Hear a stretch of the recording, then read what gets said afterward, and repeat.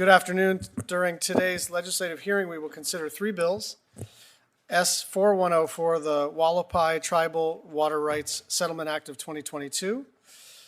S4439, the Katimiîn and Ameekyáaraam Sacred Lands Act, and HR 5221, Urban Indian Health Confer Act. S4104, introduced by Senators Sinema and Kelly, would authorize and ratify the Haulapai Tribe Water Rights Settlement Agreement between the tribe, certain allottees, and the state of Arizona, and would transfer certain lands into trust for their benefit. HR 5221, passed by the House in November last year, would require the Department of Health and Human Services to confer with urban Indian organizations, or UIOs, on matters impacting health care for American Indians and Alaska Natives living in urban areas. I'll note that Senators Smith and Langford introduced an identical Senate companion bill in May.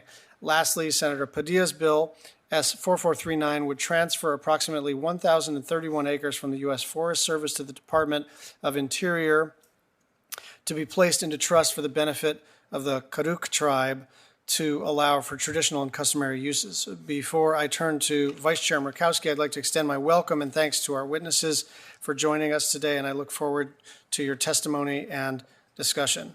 Vice Chair Murkowski. Thank you, Mr. Chairman. Appreciate the hearing today on these three bills. I think you have detailed them appropriately. Just with regards to the legislation sponsored by Senators Sinema and Kelly, S4104, I think it is important to recognize that this settlement is a decade in the making, so I'm looking forward to hearing more about the details. We know that settling water rights through negotiated settlements approved by Congress continues to be the best way to deliver wet water to tribes. I am pleased that we were able to include in our bipartisan infrastructure law $2.5 billion in an Indian Water Rights Settlement Completion Fund to fulfill the federal government's commitments to our tribes for congressionally approved water rights. So it's good to see how this is playing out. With regards to S4439, introduced by Senators Padilla and Feinstein, I would note that while the Department of Interior is intending to testify in support of taking this land into trust for the tribes, I do think it would be prudent, Mr. Chairman, that the committee also receive testimony from the Forest Service, particularly on what impacts this bill may have on their current administration of these lands and waters, and I would suggest that the committee seek the testimony in writing as we continue to consider this bill. And then with the legislation sponsored by Congressman Grijalva, I would note that Senators Langford and Smith are co-sponsoring an identical Senate companion. While we have no UIOs in Alaska, it is my understanding that these organizations in the lower 48 have found the confer process with IHS to be beneficial with regard to providing healthcare services to American Indians and Alaska Natives living in our urban areas. So I'm interested in learning how this confer process may help address other important health-related issues too, as well as the missing, murdered Indigenous peoples crisis. So look forward to the testimony and hearing from our witnesses. Thank you very much, Vice Chair. We'll turn to our witnesses. First, we have Mr. Jason Freihage, Deputy Assistant Secretary for Management of the Office of the Assistant Secretary, Indian Affairs at the Department of Interior. Mr. Benjamin Smith, Deputy Director of the Indian Health Service, U.S. Department of Health and Human Services. And I'd now like to introduce Senator Sinema to introduce her guest and testifier. Well, thank you. Good afternoon, Chairman Schatz and Vice Chair Murkowski. I'm honored to speak about the importance of the Haulapai Tribe Water Rights Settlement Act of 2022, legislation that I've introduced with my colleague, Senator Mark Kelly. Our legislation provides long-term stability to the Haulapai tribe's water needs in northern Arizona, which is especially important as Arizona and the Southwest face historic drought conditions.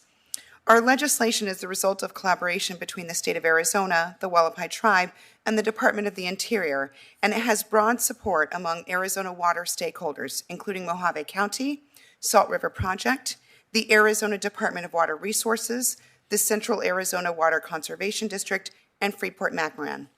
Currently, the Haulapai tribe relies on groundwater alone to meet their water needs, which in today's climate and with our forecasted water future is not a permanent or sustainable solution.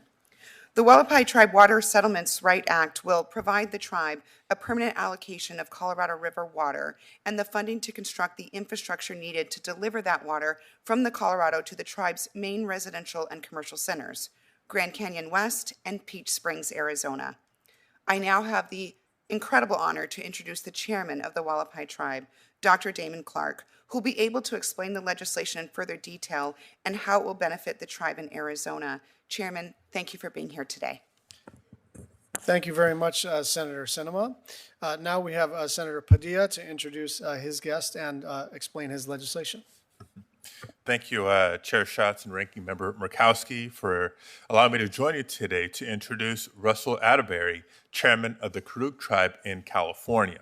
It's an honor to introduce Chairman Atterbury, who is here virtually to testify on a bill that I'm leading with Senator Feinstein in this House and Congressman Huffman on the House side that will transfer 1,000 acres of sacred lands from the Forest Service to the Interior Department to place those lands into trust for the tribe.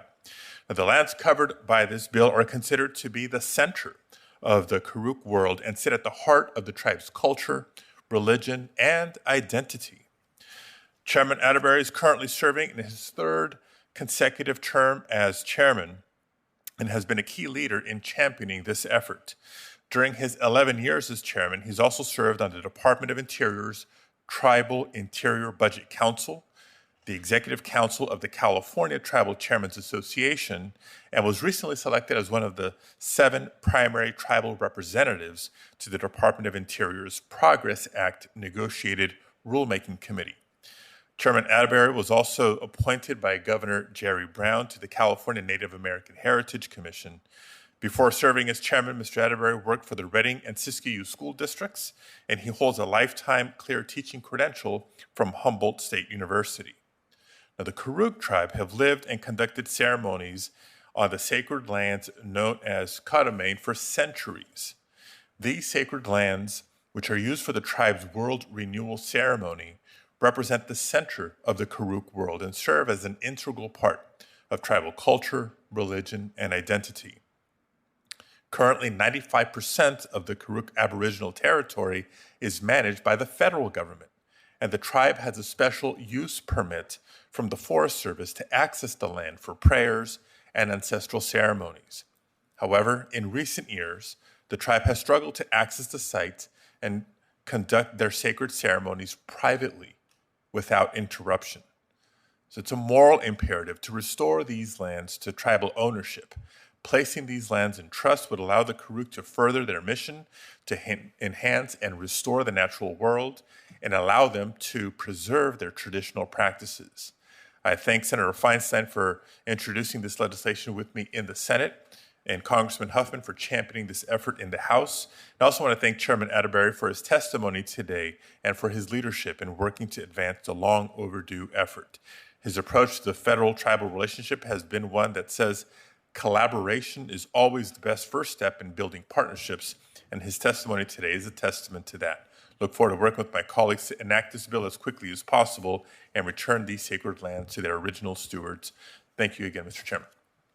Thank you, Senator Padilla. Now, I'd like to turn it over to Senator Smith to introduce her guest.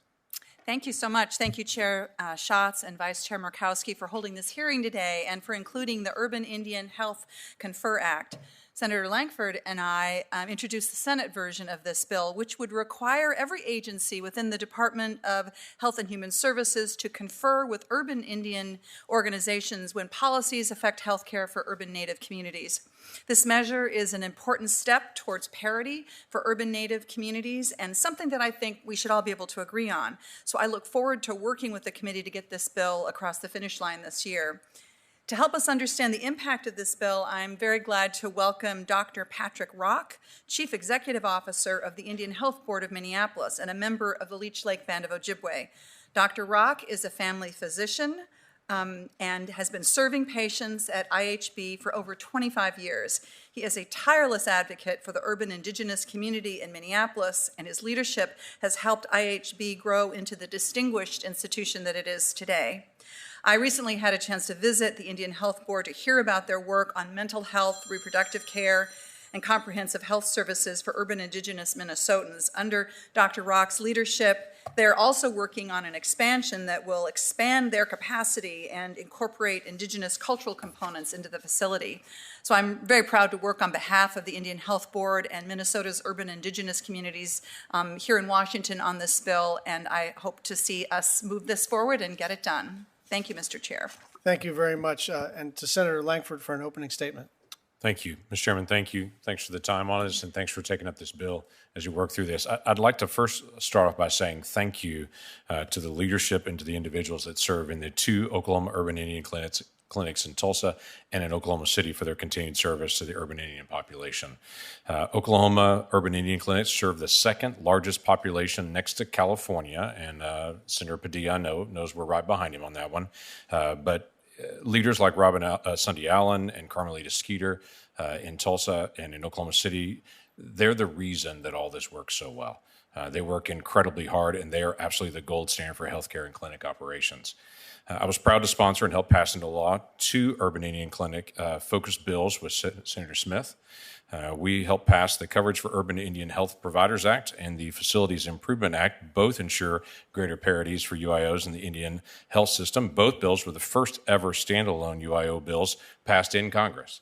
So it's a big deal. We're continuing to be able to build on that. I'm proud to be able to co-sponsor with Senator Smith the Senate companion, the Urban Indian Health Confer Act. This simple legislation will ensure that UIOs are brought into important conversations in Confer at HHS. We talk a lot about consultation with tribes, but currently HHS is not doing consultation with our urban Indian clinics, and that needs to start. So we'd like to be able to bring that into line right now on that. I look forward to the full consideration, quick passage of the bill in this committee. We have a lot more to do to be able to bring parity to UIOs, and this is another really important step, and I thank the chairman and ranking member for bringing this to the attention today.